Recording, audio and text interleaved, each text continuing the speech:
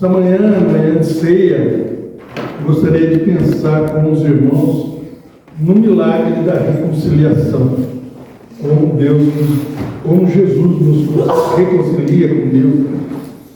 E o texto vai estar em Colossenses, no capítulo 1, nós vamos ler somente o versículo 22. Vai ser passado, pode passar lá, João? Vai ser passado aí, né? Os irmãos que não tiveram cabelo na casa podem acompanhar. O meu é na revista atualizada, Almeida, revista atualizada. O meu texto diz o seguinte: agora, porém, vos reconciliou no corpo da sua carne, mediante a sua morte, para apresentar-vos perante ele santos, inculpáveis e irrepreensíveis. Senhor Deus, querido Pai Todo-Poderoso, nessa manhã nós te pedimos pela tua misericórdia, que nessa manhã o teu Espírito Santo venha no nosso meio, olhe os nossos corações, quebre pedras se nele houver, e que nessa manhã, Pai, que haja salvação, que haja restauração, que haja reconciliação contigo. É o que eu te peço, é o que eu te rogo, em nome de Cristo Jesus. Amém? Irmãos, embora esse versículo aqui ele seja curto, ele vai nos levar direto ao centro, ao coração do Evangelho.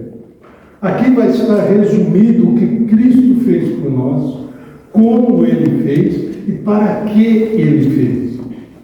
Mas para que a gente possa, aqui sentir toda a força dessa verdade, a gente precisa entender um pouquinho. Pode voltar lá, João? A gente precisa entender um pouquinho o que o texto nos diz. Porque a carta de Colossenses, quando a gente vai estudar, a gente vai ver que ela foi escrita para uma igreja que enfrentava ensinos religiosos perigosos. Naquela igreja existia falsos mestres que tentavam ali misturar o evangelho com filosofia humana, com tradição religiosa e também com regras criadas pelos homens. Então diziam na prática que Cristo ele não era suficiente, que era necessário acrescentar outras coisas para poder alcançar ali a plenitude espiritual. E aí Paulo vai escrever essa carta com firmeza e declarar uma verdade eterna. Ou seja, que Cristo é suficiente, Cristo é supremo, Cristo, Ele é tudo. Que nós cantamos aqui nessa manhã. Pode mudar agora, João. E daí no início, a gente acompanhando desde o versículo 1, a gente vai ver que do versículo 1 ao versículo 8, Paulo agradece pela fé daqueles irmãos, pelo amor entre eles e pela esperança que eles guardavam no céu. Daí do 9 ao 12, ele ora para que eles cresçam no crescimento de Deus e vivam de modo digno. Do 13 ao 14, nós vamos ver que lembra que Deus os tirou do império das trevas e transportou para o reino do Filho do seu amor, em quem nós temos a redenção pelo seu sangue. Quando nós olhamos pode mudar, do capítulo 15 ao 19, Paulo vai apresentar uma das maiores descrições de Jesus em toda a Escritura.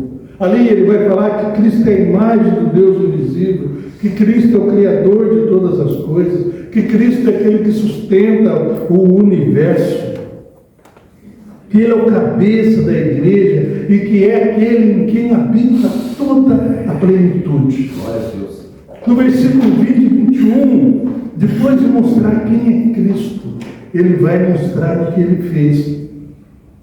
Quando nós vemos nesses versículos que ele diz que nós andávamos alienados de Deus, inimigos no entendimento e praticando obras más.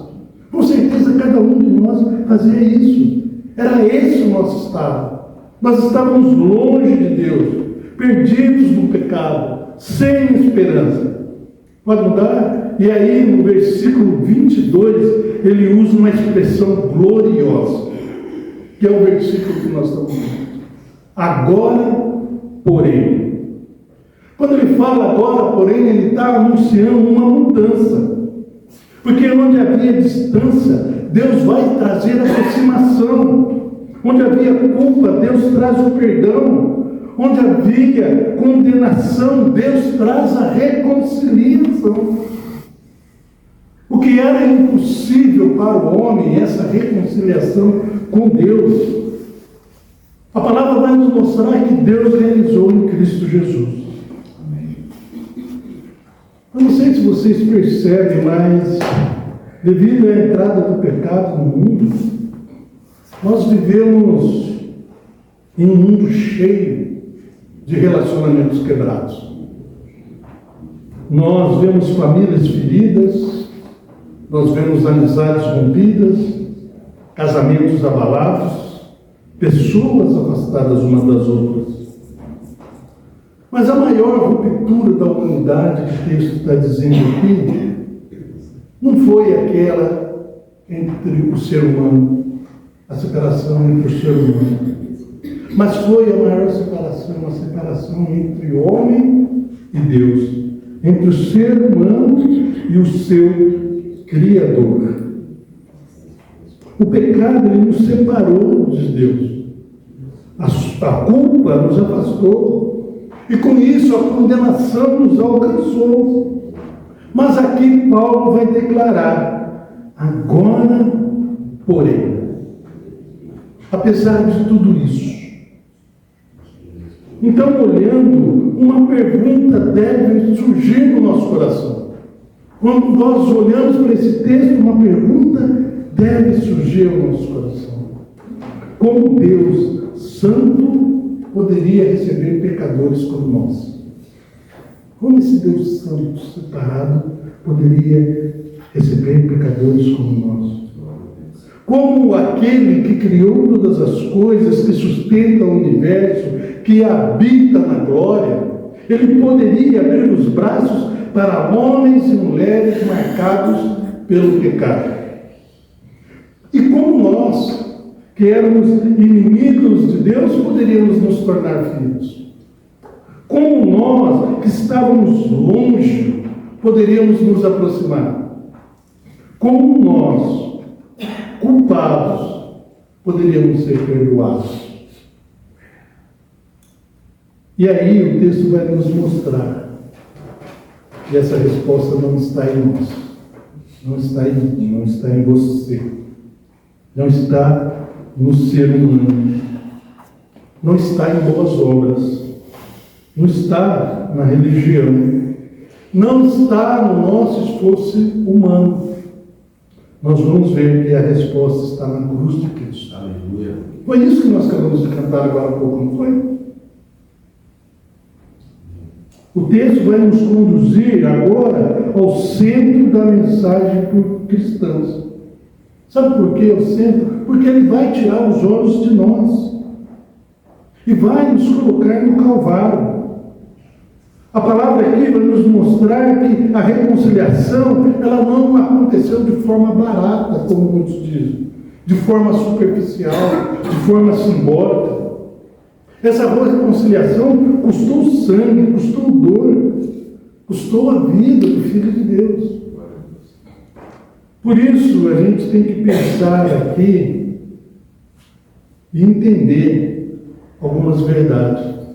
E aí, a primeira verdade que esse texto vai nos mostrar é que Cristo nos reconciliou com Deus foi pela sua morte. Olha lá que diz o versículo: vos reconciliou no corpo da sua carne mediante a sua morte. Aqui nos mostra que aconteceu a reconciliação. E essa reconciliação foi por meio do corpo físico de Jesus, que foi entregue na cruz. A nossa salvação custou a morte substitutiva de Cristo, no nosso lugar. Quando Paulo aqui fala em reconciliação, ele está mostrando que existia inimizade. Inimizade entre o ser humano e Deus. Porque ninguém vai reconciliar aquilo que já está em paz. Vai? Não vai. Lembra-se, o pecado nos colocou em rebelião contra Deus. E a humanidade, ela se afastou do Criador. E aqui o texto vai dizer que vos reconciliou no corpo da sua carne mediante a sua morte, mostrando que isso custou caro. Não foi filosofia, não foi religião, não foi esforço humano. É através da morte de Jesus Cristo na cruz. Cristo assumiu, veio em terra, assumiu o corpo humano, viveu sem pecado e entregou o seu corpo em sacrifício a nós, a mim e a você. Tanto é, pode alterar, Isaías 53, todos nós conhecemos, no versículo 5, ele vai declarar que ele foi ferido pelas nossas transgressões. Pode alterar? 1 Pedro 2,24 vai dizer, carregando ele mesmo em seu corpo, sobre maneiro, os nossos pecados. Os nossos pecados. Na cruz, Jesus recebeu o pecado, o castigo, aliás, que eu e você merecia. O inocente morrendo pelo culpado. O justo tomou o lugar do injusto. E é isso que a ceia nos lembra essa manhã. É isso que a ceia nos mostra. Nos mostra que nós não podemos pensar que Deus nos aceita porque nós somos bons. Deus não nos recebe porque nós somos merecedores. Aliás, se fosse por isso, né? Seria impossível a gente ficar no céu. Mas Deus nos recebe porque Cristo morreu em nosso lugar. E às vezes a gente carrega culpa, achando que a gente vai aceitar essas coisas. E isso pesa no coração. Mas a Bíblia vai nos dizer que se nós estamos em Cristo, a dívida já foi paga. O segredo para termos nossa dívida com Deus paga é estarmos em Cristo. Porque muitas vezes, muitas pessoas tentam chegar, se aproximar de Deus por promessas, por religiosidade, por esforço pessoal. Mas aqui o texto nos mostra que só existe um caminho para isso. Jesus crucificado. Foi o que nós cantamos aqui agora há pouco. A cruz é a ponte entre pecadores e Deus Santo. Agora, Cristo morreu para nos reconciliar com Deus.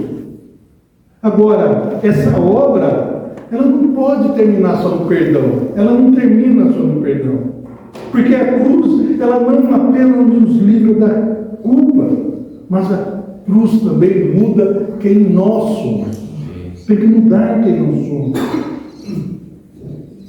O sangue de Jesus não é só para cancelar a dívida no céu, mas o sangue também é para transformar nossa vida nessa terra.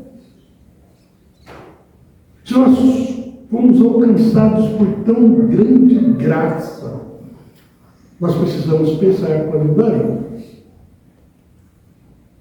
Como é que vive alguém que foi reconciliado com Deus? Como que deve viver alguém que foi reconciliado com Deus? O que esse texto nos mostra? Ele vai nos mostrar o seguinte, que Cristo nos transforma em um novo povo, uma nova pessoa, um novo ser. Porque o texto vai dizer para apresentar-vos perante Ele santos. E a palavra santos aqui fala da nova posição do crente em Cristo. A partir de agora, nós somos separados para Deus e chamados para viver uma vida transformada. A reconciliação, ela não vai mudar apenas o destino eterno nosso. Ela muda a nossa identidade. Ela tem que mudar a nossa identidade no presente, nessa terra. Quem encontra Cristo não recebe apenas perdão. Quem encontra Cristo tem que receber uma nova vida. Paulo vai dizer que Cristo nos reconciliou para nos apresentar santo. Pode mudar, João? E o que que significa santo? Santo significa separados para Deus, pertencente a Ele, para viver de maneira diferente que você vivia. Antes de conhecer a Cristo, a gente vive para nós mesmos. Após conhecer a Cristo, nós temos que viver para a glória dele, para a glória de Deus. Amém. E a Bíblia afirma isso. Vamos mudar, irmão. Segundo os Coríntios 5,17. Se alguém está em Cristo, o que acontece? Nova criatura é. 1 Pedro 1, versículo 15 e 16, vai dizer: sede santos, porque eu sou santo. Sede separados, tem uma nova vida. Porque Cristo não morreu apenas para nos livrar do inferno, morreu para nos libertar do pecado presente, do pecado diário. Então, se nós pertencemos a Cristo, sua vida pertence a Cristo, sua vida precisa mostrar isso. Você precisa mostrar isso. Porque para e pensa, não faz sentido alguém dizer que foi reconciliado com Deus e continuar vivendo como se Deus não existisse. Faz sentido? Então, esse texto vai nos mostrar que isso é para o nosso dia a dia. No nosso trabalho, a nossa necessidade, ela deve revelar Cristo. Na nossa família, o amor deve revelar Cristo. Na internet, nosso comportamento deve revelar Cristo. Em cada decisão diária, a nossa consciência tem que revelar Cristo. E talvez a área em nossas vidas, na minha, na sua, que ainda nós não entregamos totalmente ao Senhor. Talvez em nós haja hábitos escondidos, pecados que nós toleramos, friezas espirituais. Mas esse texto ele nos mostra hoje que Cristo nos chama para viver como quem foi comprado pelo seu sangue precioso. Cristo nos chama para viver como aquele que foi separado para viver e viver a glória de Deus. Sabe por quê? Porque em Cristo você não é mais escravo do seu passado. Em Cristo você é um povo santo de Deus. Em Cristo você é separado. Mas interessante é que o texto não mostra, não para na transformação do presente. Porque esse texto vai mostrar que a obra de Cristo é tão perfeita que ela não muda só o nosso passado, ela não muda só o nosso presente, mas ela garante o nosso amanhã. Amém. Aquele que nos salvou, também a Bíblia diz que vai nos sustentar até o fim. Aquele que começou a boa obra em nós, vai completar diante de Deus. E aí, como surge mais uma pergunta? Como que nós estaremos naquele grande dia diante de Deus? Como? Nós cantamos isso hoje também, Sua forte mão, Cantamos? Cristo tem a sua forte mão. Isso porque Cristo nos prepara para estar diante de Deus. E olha como interessante, como que nós deveremos estar diante de Deus. Santos, inculpáveis e irrepreensíveis. O texto nos mostra como os salvos em Cristo serão apresentados diante de Deus, sem culpa, sem acusação. Tudo isso por causa da justiça de Cristo. A Bíblia nos ensina que um dia todos nós compareceremos diante de Deus. Mas a pergunta para nós não é se nós estaremos diante de Deus, mas como estaremos diante de Deus. Como eu e você, como nós estaremos diante dele. Com culpa ou com graça? Como que nós estaremos? Condenados ou justificados? E o texto aqui, ele usa 3 palavras que são fortes. Vai dizer que nós estaremos, aqueles que estão em Cristo, estarão santos, separados, não terão culpas e nem repreensão. Agora, isso não significa que essa perfeição é produzida por nós. Não é. Isso só vai ser possível por causa da justiça de Cristo aplicada ao pecador salvo. Porque quando Deus nos olhar, Ele não vai ver as nossas obras. Ele verá a obra de Cristo em nós.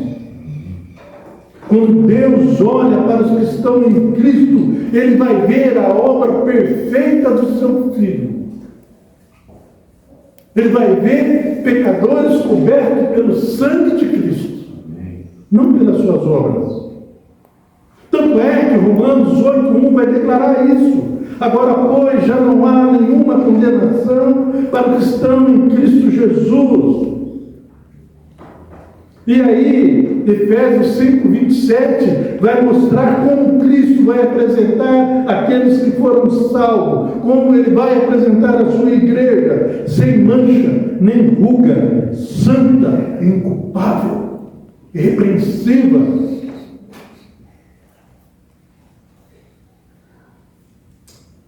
O nosso futuro, ele está seguro, não por causa de nós. Não por causa de nossa força, não por causa do nosso esforço, mas pela dependência e pela fidelidade a Jesus Cristo, quem nos reconciliou conosco. Só por isso o nosso futuro está garantido. E isso, entendendo isso, irmãos, a gente deve mudar como que a gente vive hoje. Se a gente sabe que a gente vai estar diante de um Deus santo, poderoso, mas de forma inculpável, irrepreensível, o que isso daqui está nos dizendo é que nós devemos abandonar o nosso pecado hoje, que nós devemos buscar santidade hoje, que nós devemos valorizar a igreja de Cristo hoje, que nós devemos servir com alegria hoje, que nós devemos viver preparados para o encontro com o Senhor hoje. É hoje, é agora. A gente não pode esperar. O que é que fala assim? A gente vive ansioso pelo futuro. Mostra que quem está em Cristo não tem o futuro. Quem está em Cristo não vai temer o tribunal eterno como muitos. Sabe por quê? Porque já sabe que foi justificado por Cristo na cruz. Nós cantamos agora, né? Para o céu com Jesus irei. Não foi que nós cantamos? Mas só quem tem essa certeza pode cantar isso de coração. Só quem tem certeza brada isso aos 4 cantos da terra. Porque nós vivemos num mundo que muito teme a morte. Mas o texto mostra que para o salvo, como nós dizemos, como Paulo diz, morrer é lucro. É se encontrar com o Salvador, que já nos tornou aceitável diante do Pai. Então, o que é interessante é que, analisando isso, fica claro, para mudar, que a salvação ela vai alcançar toda a nossa existência. Que a salvação toca no nosso passado. Sabe por quê? Porque no nosso passado nós fomos reconciliados por Cristo na cruz. Nos toca porque ela transforma o nosso presente. Sabe por quê? Porque agora nós não pertencemos ao mundo, nós pertencemos a Deus, aquele que se reconcilia, aquele que aceita Cristo Jesus. Ele pertence a Deus. e que o nosso futuro está garantido.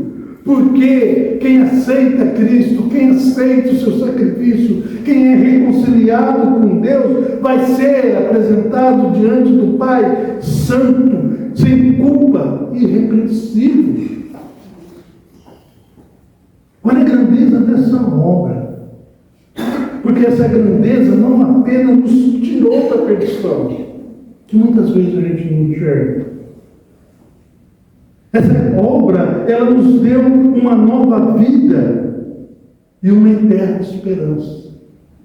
Uma esperança verdadeira.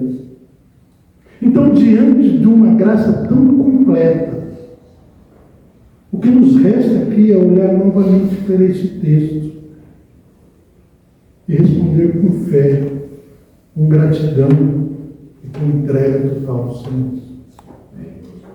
Eu quero, nesse momento, após entender de uma forma rápida esse texto, eu gostaria que nós lêssemos ele, mas de uma forma diferente, entendendo quem nós éramos, o que Cristo fez por nós, quem nós somos agora e quem nós seremos na eternidade. Será que nós podemos ler? Agora, porém, vos ressuscitou no corpo da sua carne, mediante a sua morte, para apresentar-vos perante ele santos, inculpáveis e irrepreensíveis. Amém.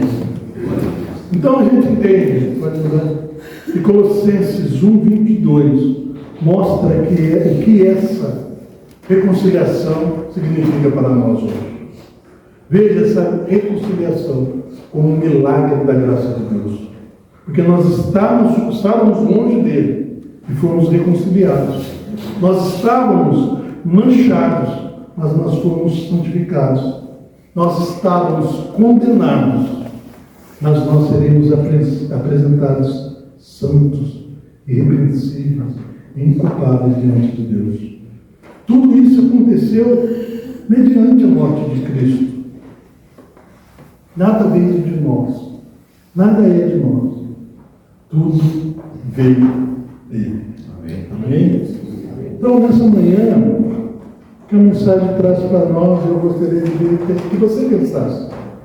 Se você ainda não entregou sua vida a Jesus, você pode estar dentro da igreja, você pode estar pertencendo, você pode ter sido até batizado, mas muitas vezes a gente não entrega verdadeiramente a vida a Jesus. Sabe que hoje é o dia da reconciliação. Esse texto nos convida a pararmos de fugir de Deus e olharmos para a cruz dele. Pode ser que nós tenhamos pessoas aqui que sejam salvos e vivem uma vida diferente dessa graça. Hoje esse texto vai falar que Cristo morreu para conciliar você, vive para sustentar você e vai voltar para receber você. Amém? Então, saia daqui hoje lembrando disso, que é por causa da reconciliação de Cristo nós podemos chegar diante de Deus. E que a partir de hoje você não seja mais o que você foi, que você possa viver para Cristo e saber que você pertence a Ele. Amém? Feche os olhos. Senhor Deus, querido Pai, todo-poderoso, o Senhor é bondoso, Senhor. O Senhor é eterno. O Senhor nos ama, o Senhor é amável. O Senhor é Criador, é sustentador, é mantenedor da nossa fé.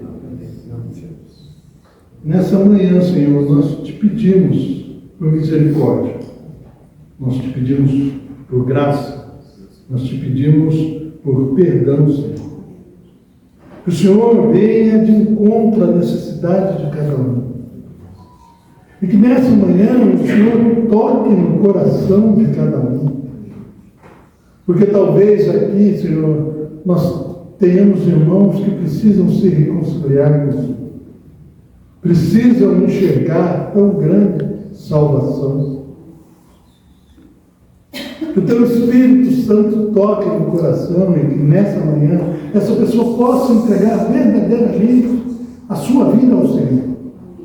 E deixar com que o Senhor a controle. Mas talvez, Senhor, nós tenhamos irmãos que já te conhecem, já te aceitaram, mas ainda não vivem essa realidade. Que o Teu Espírito Santo possa tocar todos a partir de mim, que falas, para que nós possamos viver de forma justa, de forma digna, de forma que glorifique o Seu grande sacrifício. Nessa manhã nós iremos celebrar a ceia, Senhor, mas que não saia do nosso pensamento, do nosso entendimento, o milagre da sua reconciliação, e que nós possamos viver como aqueles que te representam. É o que eu te peço, é o que eu te rogo. Em nome de Cristo Jesus. Amém.